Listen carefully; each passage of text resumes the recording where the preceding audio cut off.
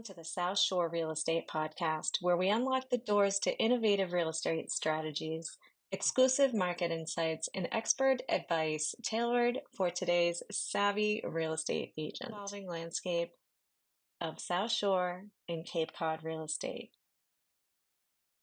Whether you're an experienced agent, an investor, a first-time home buyer, or just curious about the market, this is your go-to resource for cutting-edge trends, actionable tips, and stories that will inspire your next big move. Here, we don't just talk about real estate, we define it. Industry leaders, local legends, and trailblazers as we explored non-traditional paths that are shaping the future of real estate. From creative financing to unique investment opportunities, we're here to equip you with the knowledge and tools that you need to succeed. So whether you're driving down Route 3, enjoying the coast, or just relaxing at home, get ready to dive deep into the world of real estate with us. Welcome to the South Shore Real Estate Podcast, where the future of real estate is just one episode away.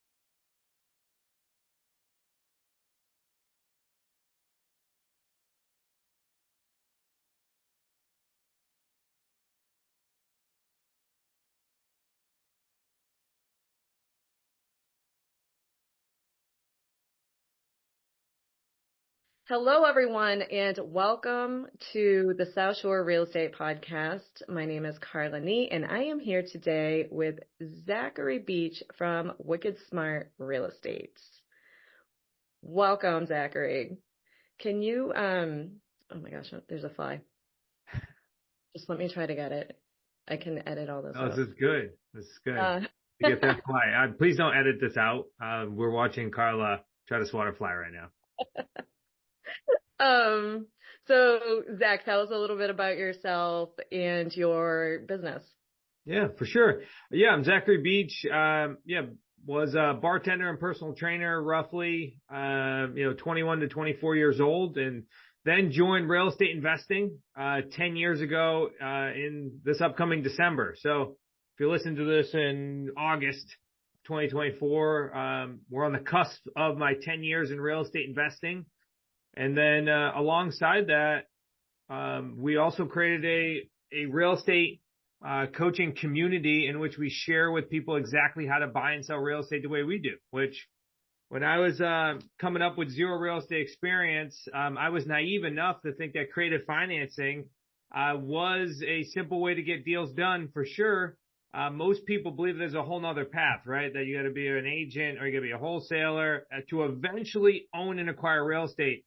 Luckily enough, I was introduced to creative financing or buying and selling on terms first and foremost. So, I have been specifically buying deals with no money, no cash, and no credit, ever since I entered into this real estate space, and certainly love to share with people all across the country on how to be able to buy real estate that way and then build a viable business to either eventually retire or to create a really great portfolio.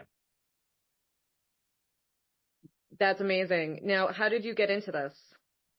Yeah, so when I was bartender and personal training, I was burning the candle at both ends, as you can imagine. So I was staying up really late, and then I get home at 3 in the morning, and then I take a power nap, and then I would have personal training clients from 5 to 10, 5 a.m. to 10 a.m. And that only can last for so long.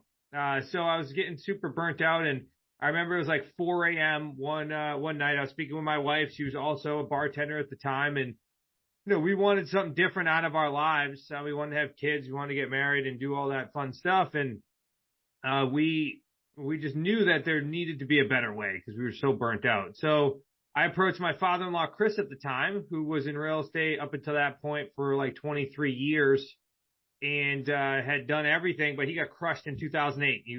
He had 23 condo conversions going on in Providence, Rhode Island when 2008 hit. So he was restarting his business and doing it through creative financing because he didn't have a ton of cash. He didn't have any credit. So he needed to be able to buy and sell real estate. So I approached him and said, I knew that you were revamping your business. I don't know if I'm going to like real estate, but it's certainly going to be better than this. So I ended up joining the team and added that onto my current plate. So in addition to bartending and personal training, I would then make cold calls for 2 or 3 hours a day around noontime. And then eventually I knew that this was a pathway for me to start creating that, financial freedom. So, I burned the ships, quit both those other positions. And, it took me roughly 6 months to get my first deal done. But once I did, the rest is history. I mean, 6 months is pretty amazing for your first transaction, to tell you the truth. For those of you listening, if you're a year or two in you're a traditional real estate sales agent, you might still be waiting. So that is excellent. And one thing that I have found with real estate agents, that the best ones, or really the best real estate salespeople, have been bartenders. They just know how to relate with people. They just, they're easy to talk to because, it's that old bartender cliche, tell me all your problems. For sure. I want to hit on two things, and then I'll definitely jump back and we'll jump into the bartending. So first and foremost, I'm glad you brought up that, there is certainly a expectation when it comes to buying and selling real estate, and the fact that you're telling me, because I was never an agent, that it may take somebody 1 to 2 years in order to even get their first listing complete is certainly information we're talking about here, because one of the main reasons why somebody may not be successful in real estate investing is mismanaged expectations. I can't tell you how many people come to our community and are like, I need to get a deal done within the first 60, 90 days. And that is an absolute dream killer, because here's what I've discovered. Look, I had a real estate professional, my father-in-law, for 23 years in the office with me. I had my brother-in-law, Nick, who is a real estate agent for 8 years in the office with me. And it still took me 6 months to get my first deal done. So I had all the tools in the world, all the resources at my fingertips, and it still took me time based on I had zero real estate experience. So when we're approaching a new business as an entrepreneur, and a lot of people that we work with in our community are transitioning from a full-time W-2 job and eventually want to become a full-time investor, there's a lot of things to learn. So that mismanaged expectations, I can't tell you how often that kills people's dreams, because it was interesting enough. We always say you got to commit for 3 years to a business model. But then we went ahead and we had Brian Tracy on our podcast. Now, that guy's renowned for his book, Eat the Frog, very well-known businessman, motivational speaker. And he said, no, Zach, it's actually 7 years to go ahead and master a business. So just think about that. If you're joining a community, if you're looking to take on a new business venture, you're going to be committed for the next 3 to 7 years before you actually can master this business and eventually create the amount of long-term income in which you hope for. Now, the ideal is that, especially in our business model, is that you can eclipse your personal salary in a relatively shorter period of time than 7 years, and for some earlier than 3 years. But to know that if you really want to be a master at your craft and be able to do it in your sleep, that's going to take you anywhere from 3 to 7 years, I think is very eye-opening for most people, especially when they're making these decisions. I definitely agree. And I think that a lot of it has to do with having a great mentor. That's how I got into mentoring. Was I had a very poor mentor. I was assigned a mentor, yeah, and she was scary, man. I was assigned to her. She didn't want anything to do with me. She didn't want to be a mentor. So once I kind of found my leg, or once I found my real estate legs, I guess you would say, I started mentoring other agents, because I didn't want them to go through that, because it is a huge undertaking to take on real estate without having any previous exposure to it. Oh, yeah, for sure. I think there's a couple layers in order to create success, right, when it comes to this. First and foremost, you can have the knowledge, right? But the knowledge is only as good as the implementation. So having the ability to be surrounded by either the right group of people and the right, let's say, leader, right? I don't even want to just say mentor, coach, all amazing. I highly recommend it. I always at least have one at every single phase of my business, and it could be multiple ones depending upon the business in which I'm working in. It could be strictly a real estate one, but also a business one as well, or even just a therapist, right? That's going to work you through your mindset things as well. So having the right group of people, right? They always say you're basically as good as the 5 people you surround yourself with as far as revenue, income, goals. So that's extremely important. And the right person to guide you, because at the end of the day, what you're looking for is to be able to pull information and implementation forward faster, right? So if somebody comes in and they're trying to build their business, if they can always go to somebody and, number one, either ask them questions, or even better yet, be able to almost partner with them in a way and have them work on the things with them, then the likelihood of their success is going to drastically increase, as long as they are as committed as their mentor, right? Or as their group. Because commitment's a whole nother scenario. That's why I tell people, if you're looking for a real estate industry, or you're looking for the right community, the right mentor, do some research. Number one, make sure first and foremost that you find out which niche in real estate, because there's so many of them. We're talking about 2 different ones just right here. and make sure that you are, it's something that you can be passionate about, like emotionally connected, not logically, because logically makes sense, right? I can make money, but you can make money in so many different things. But that you wake up every day and you're excited to do it. Like, you know, you're making an impact. So that's number one. Secondly, then go out and look for the right community and the right people or the right mentor that is been at least 3, if not up to 10 years ahead of you. And more importantly, is actively doing what they say they're doing.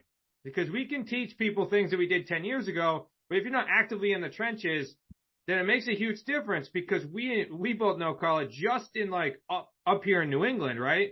Or even Massachusetts, how much has the market shifted just over the last like 3 or 4 years? It's gone up, it's gone down, it's been crazy with COVID. Now we're coming out of COVID. So there's so many different things. So if you're not actively in the trenches, then you can't make adjustments. So we don't want to teach people things that they used to do. Now, most importantly, on top of that, right, step 3 would then be to put the blinders on and commit. Because you can get shiny object syndrome. Like I said, there's so many niches. There's so many quote unquote mentors out there, coaches, communities, products that you can get involved in. But if you're passionate about the niche that you selected, if you're with the right people, you got to put the blinders on, commit for the next 3 to 7 years, and then pick your head up and make a decision if you want to do something else. Wow, that's great information. So we've got 1, 2, and 3, and without those 3, it becomes very hard. You get lost, right? I think it's really easy, especially for us entrepreneurs, to go ahead and get shiny object syndrome. Like, I'm just as guilty as the next. So right. Having that process is important. Yeah, no, I definitely agree. So, going back to what you were saying about, having the people that you're around, you're the average of the 5 people that you surround yourself with. That, I mean, I know a lot of people know that, that saying and what it means. But I mean, I myself, I have a business partner, Heidi, who you know, and we've just joined your High 6 program. So we're psyched. So we have you guys in our circle. Sure. We have, I'm a business coach and a real estate agent, but I also have my own business coach who actually, he's pretty amazing. I call him a superstar. He's like, I can't wait for my weekly meetings. I like talking to him more than my therapist. But even just having, that one person, and in my life, that's Heidi, to get me away from that shiny object syndrome. She just had to do it to me yesterday. So. Yeah, the importance of a great partnership, especially if you're deciding to work with your spouse or a friend or partner, really important that you're looking at the strengths and weaknesses in regards to both of you to ensure that it's a really strong, successful partnership for the goals in which you're trying to create, making sure everyone's on the same page consistently. I think that's super important. But even further, I want to take a little bit further because I have a family business as well. And so it's even important for the family and friends in which you surround yourself with, to be in alignment with what you're trying to accomplish, as well as, I go over this in our In the Trenches bootcamp, which we host. And I know Heidi and her husband, Fran, just came. I go over the 4 Ds, and I'm not going to hit on every single one of the 4 Ds today. Ed Milet, actually, I listened to his podcast, so this is 100% from him. But the doubt that comes into your life is typically not, given to you by like somebody you don't know or a hater or like, somebody that's intentionally trying to bring you down. It's typically brought from either yourself or your inner circle. And it's usually because of its protection, right? So if you have friends and family that are trying to protect you and you're trying to create this, you're trying to reach these huge goals, you're changing your life, you're evolving, you're transforming, and to become the next version of yourself, it's really easy because they feel as if you're leaving them, right? To cast doubt on you. Like, why do you need to leave your W-2 to become a real estate investor? You have such a great job. Or, why do you need to buy the next bigger house or, invest in yourself? The investment you made was significant, right? So invest in yourself in order to grow and scale when you can just be comfortable where you currently are. So that doubt is significant, especially when it comes from people we know, like, and trust. So even having your inner circle of friends is really important, that they're tracking and understand where you're going and are there to support you versus doubt you. I can relate to that a lot. We all. Yeah, yep, definitely relate to that, especially in real estate. It can get, well, in traditional real estate, it can get a bit sticky with friends who are real estate agents. The investor side, on the other hand, I find that everybody, they love the abundance mindset. Everybody's helping each other. It's so much fun. And Maybe. yeah. Well, Until you I find tons of success, right? And then people see you. But at the end of the day, this is about surrounding yourself with the right people. So if you are surrounded by investors already that are talking about abundance and success, then stick with that group for sure. yeah. Yeah, it's great. The mindset around it is really what drives you.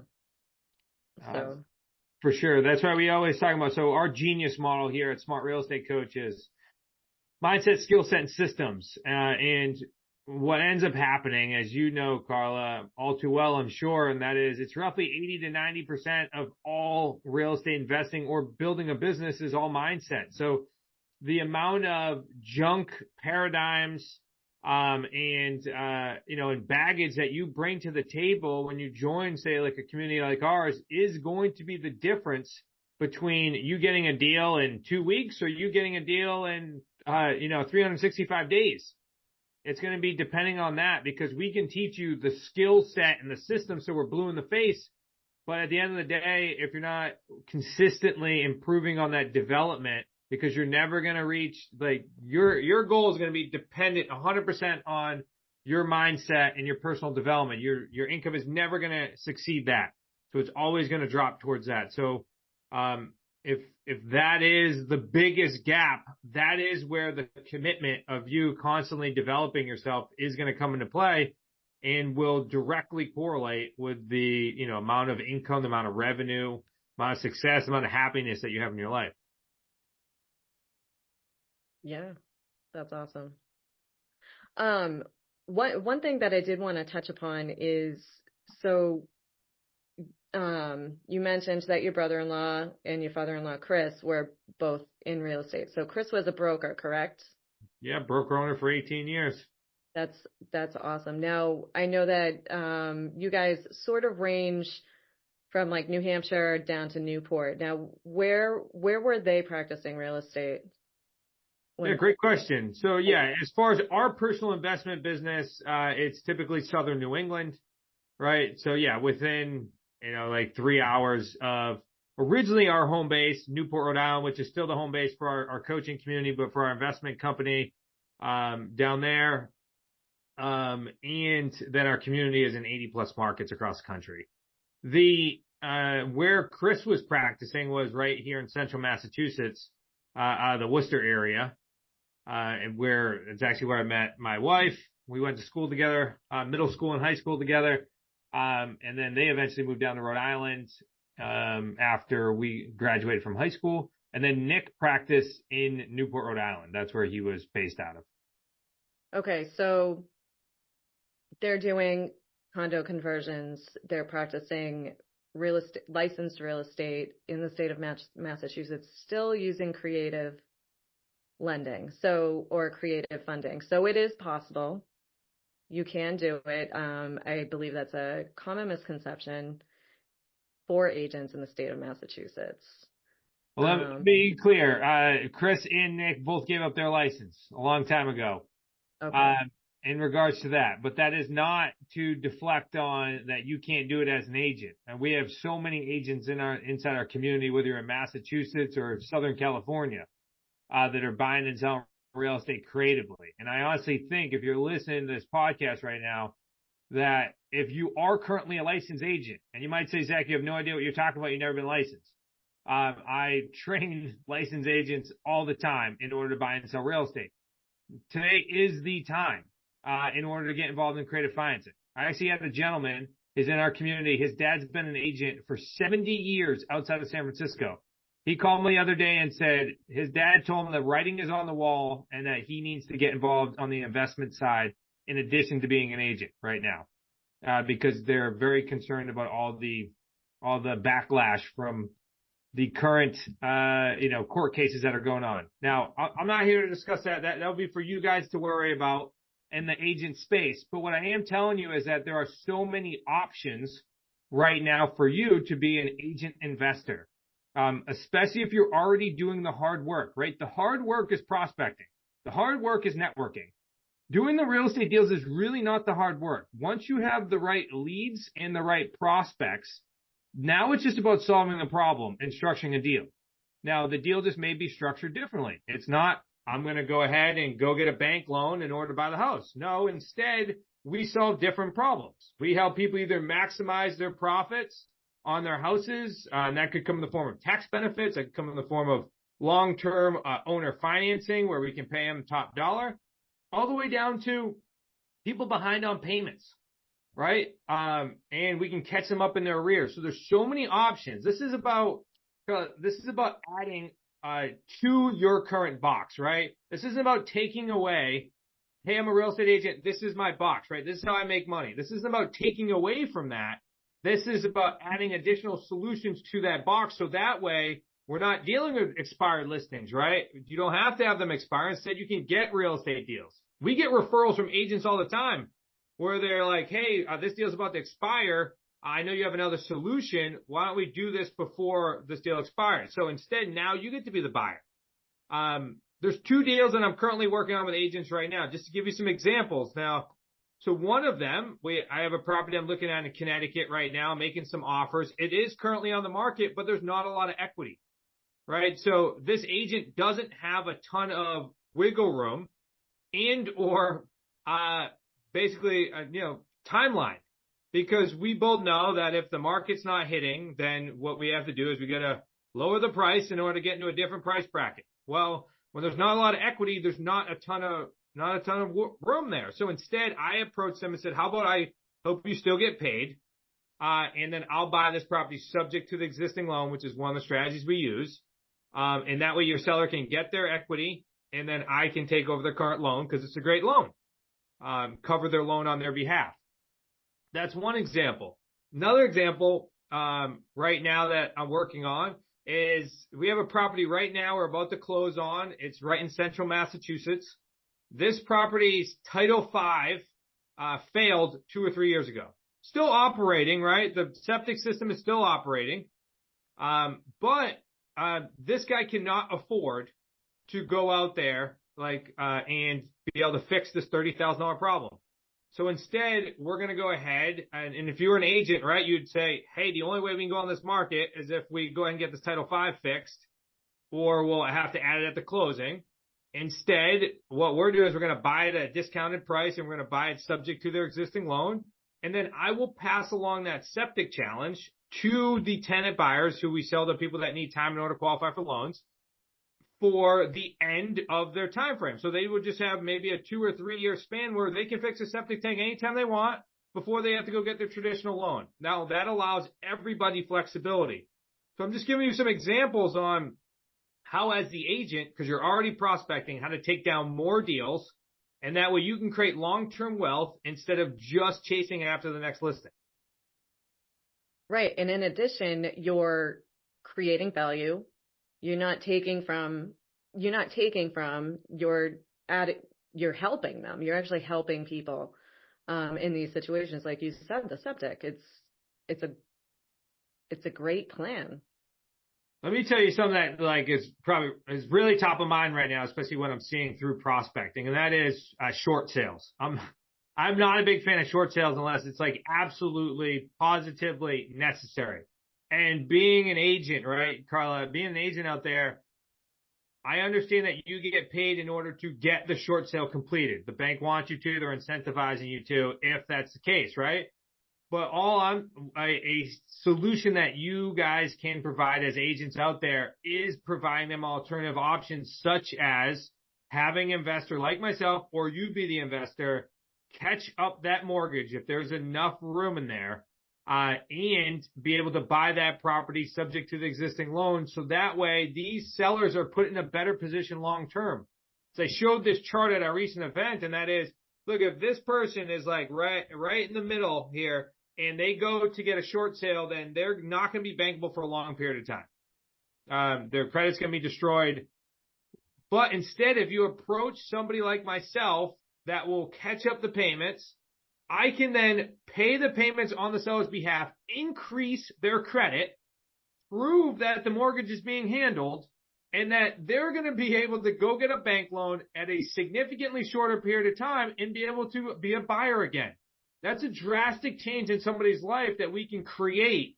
And just by looking at people that are in that situation, like pre-foreclosures, behind on payments, have little equity in their home, by simply even just targeting that, you can drastically change people's lives. Yeah, and I'm so glad that you brought that up, because in the short sale course that NAR offers, they put it on the agent to try to help these people as much as possible, rather than just taking the listing and running with it. But it doesn't say how. And our hands are kind of tied, because we're agents. We're not attorneys. We're not lenders. We're not any of those things. So this is an excellent tool to use to try to actually help people. And then in turn, maybe, you're making cash flow off the property. You're helping the owner, and you've got, like you said, you've got the bank off their backs. You're helping their credit score. And maybe if they decide to sell later down the line, boom, listing. You just saved them. 100%. I mean, at the end of the day, when I talk about the way in which we buy and sell real estate on terms of creative financing, it's just about solving bringing alternative solutions and solving problems that the traditional market either can't solve or the seller's choosing not to solve.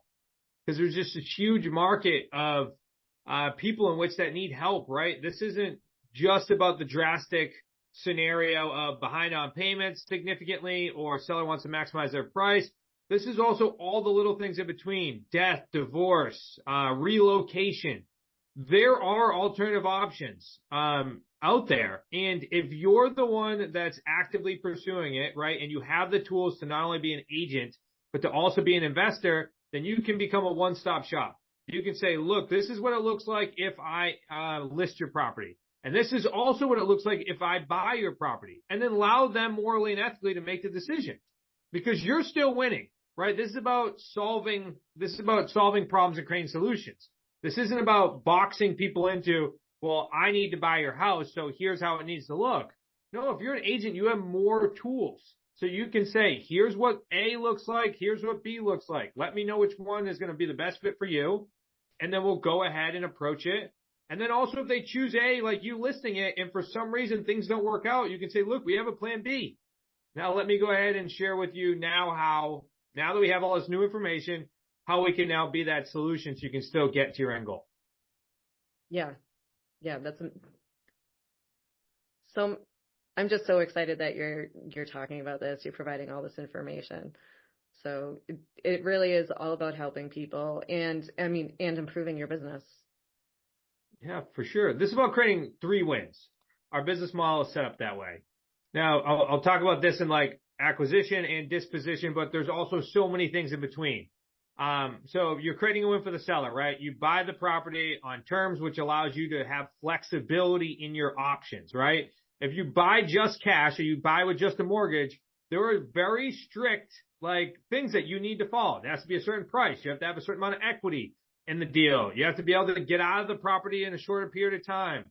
The long-term rents need to fit the mortgage. Like there's so many things that like you have to be so precise on.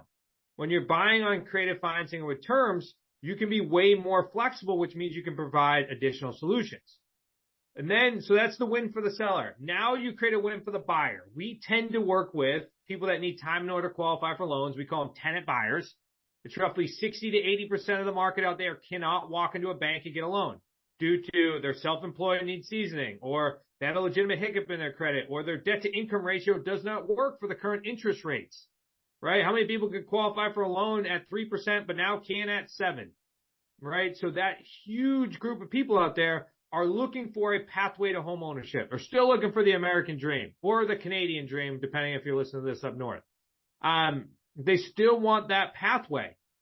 So we provide them that pathway by having a very specific program, which we sell them rent to own, and have a very high success rate nationally.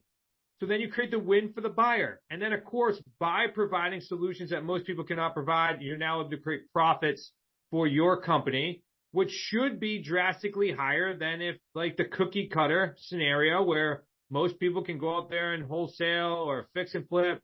But the techniques in which we use, and again, nothing against them, but the techniques in which we use is not osmosis. It takes time and effort to master the craft and know the different options.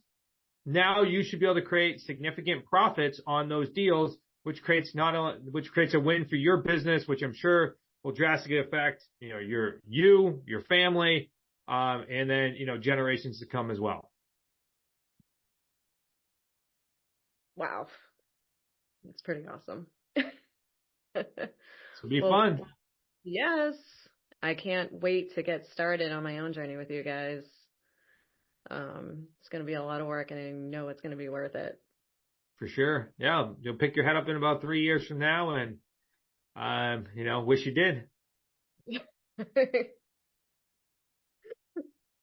Well, I want to thank you so much for your time today. So for those of you who chimed in later, we're here with Zachary Beach from Wicked Smart Real Estate. Zach, tell people where they can find you and how they can contact you. Yeah, absolutely. Appreciate that. So I want to make sure that anybody listening to this gets access to our first Amazon best-selling book. So that way, I know we just briefly surface leveled creative financing and how we buy and sell real estate, without cash credit or banks. Go to wickedsmartbooks.com. That's wickedsmartbooks.com. Go grab your free book. We'll go ahead and make sure you get access to that.